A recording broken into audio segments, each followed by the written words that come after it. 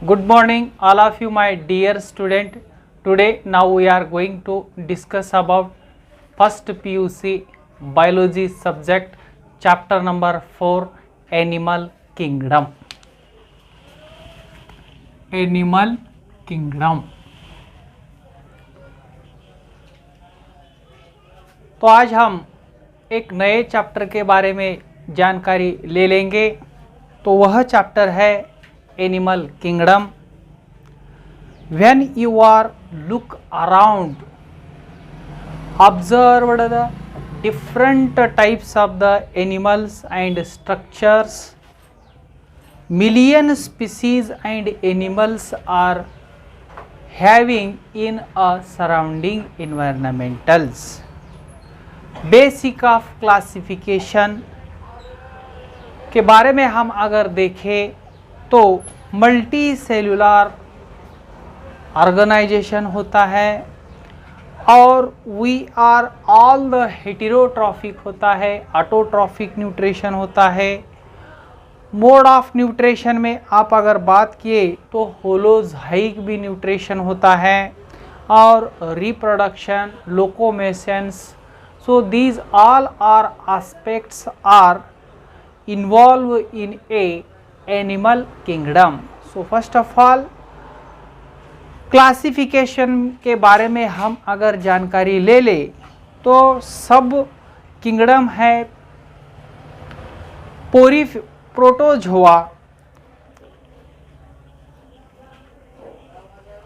और दूसरा किंगडम है Metazoa. Then today now we are going to discuss about phylum Porifera. तो phylum Porifera के बारे में अगर हम जानकारी ले ले तो first of all look at the points. So first one is now we are going to discuss about phylum Porifera, the general characteristics of Porifera. The first general characteristics of Porifera is habitat. तो Porifera phylum के जितने भी animals है तो वह कहाँ पे रहते हैं और वह कैसा डेवलप होते हैं। तो फर्स्ट हैबिटेट है, सेकंड लेवल ऑफ ऑर्गेनाइजेशन है, थर्ड जर्म लेयर है, थर्ड फोर्थ स्यूलम है, बॉडी प्लान है, सिमिट्री है, सेगमेंटेशन है, नोटोकॉट्स है। तो हम एक एक स्टेप्स के एक एक पॉइंट के बारे में जानकारी ले लेंगे। Now we are going to discuss about first habitat.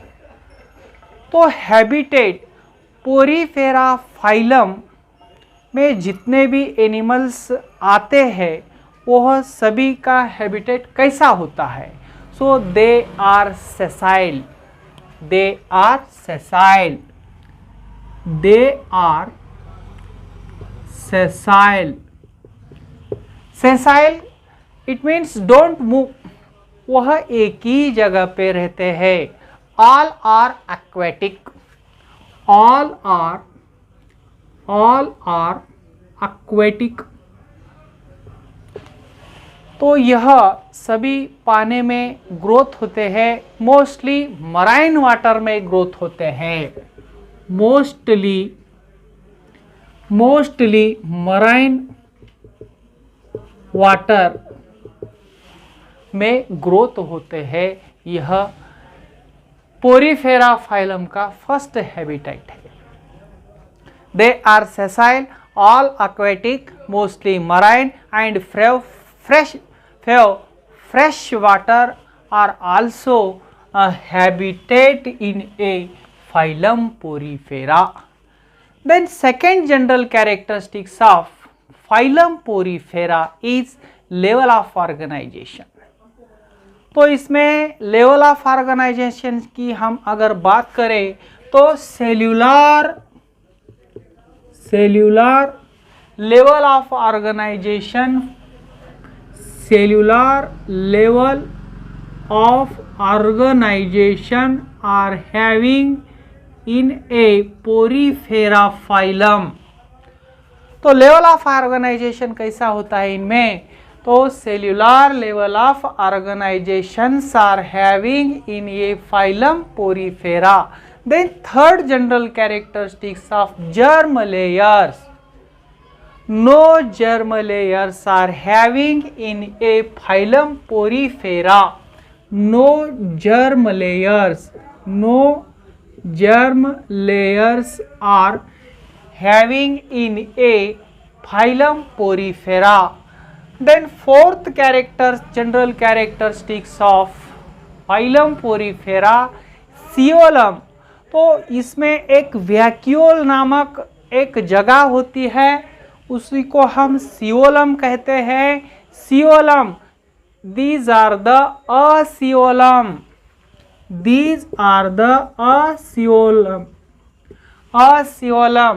Then body plan कैसा होता है, सेल्यूलर ऑर्गेनाइजेशन इनका बॉडी प्लान होता है। कैसा होता है, cellular organization, cellular organization of the body plan in porifera phylum।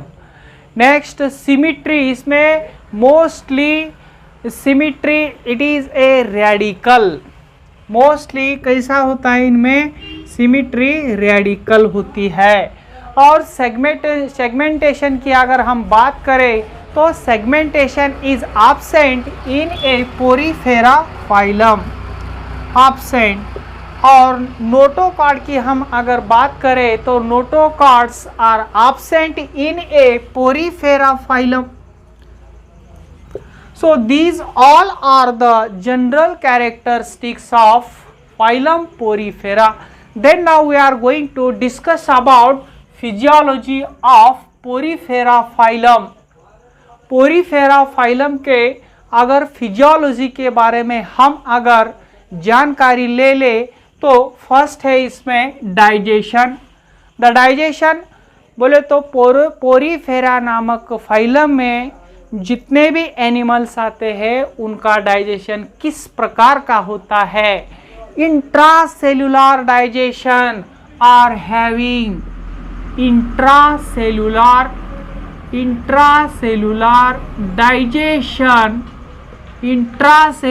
Digestions are having in a porifera phylum। Then respiratory system is absent, in porifera phylum। Then circulatory system is also absent,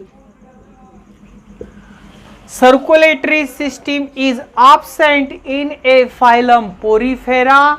Then excretion absent but some are ammonotelic, absent होता है excretion इसमें absent होता है और some are ammonotelic। The next is nervous system, इसमें किस प्रकार का nervous system नहीं होता, nervous system is absent। Then reproduction of phylum porifera, इसमें reproduction sexes are not separated, hermaphrodite, bisexual and monoecious, sexual and asexual reproductions are having in a phylum porifera। Asexual and sexual reproduction or hermaphrodite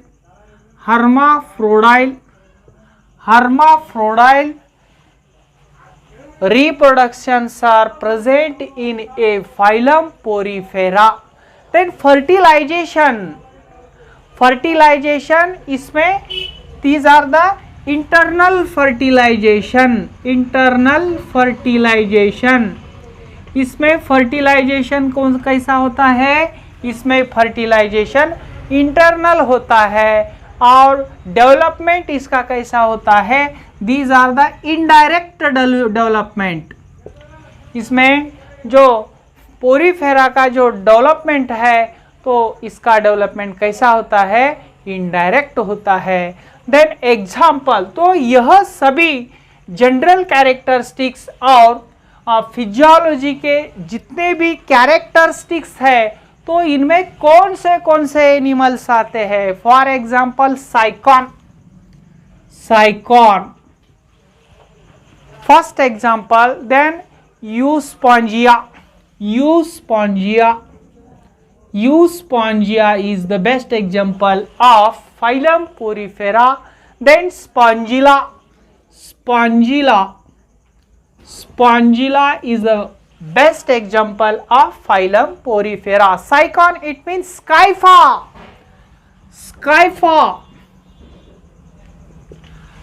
Euspongia, common, both are bath spongia. Common bath spongia, so that one is also called as a common bath spongia. For example, Euspongia. Then third one example is Spongilla. These are the freshwater sponges. Freshwater sponges. So these all are the physical characteristics of or physiology of phylum Porifera. So let us say will be stopped at this position. Remaining part we will see next class. Thank you.